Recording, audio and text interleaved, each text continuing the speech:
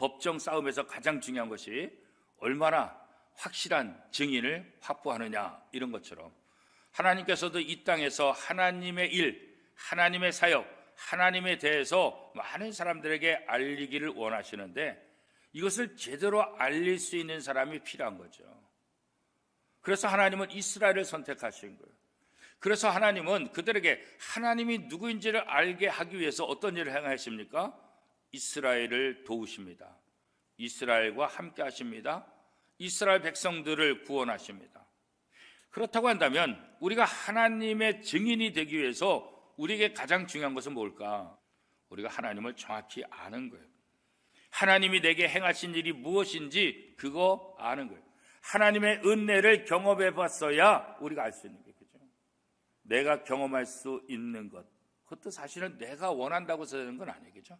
하나님께서 주셔야 돼요. 하나님께서 은혜로 우리에게 베풀어 주신 것, 그거 있어야 우리가 하나님의 온전한 증인이 될 수 있지요.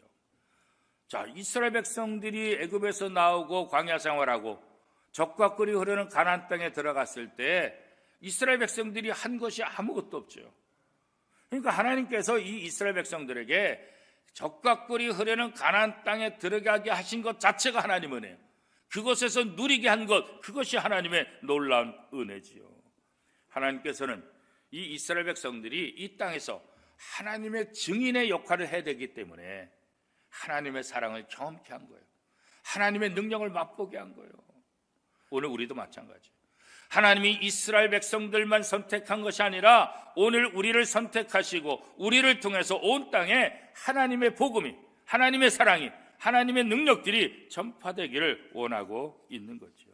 한 번만 전하고 마는 거 그거 아니에요. 평생토록 하나님의 부름을 받는 그 순간까지 우리는 하나님의 은혜를 잊지 말고 그것을 증언하는 이 사명을 잘 감당해야 된다, 그런 거죠. 그런데 중요한 것은 우리가 증인이 되기 위해서는 우리의 삶이 바르게 돼야 돼요.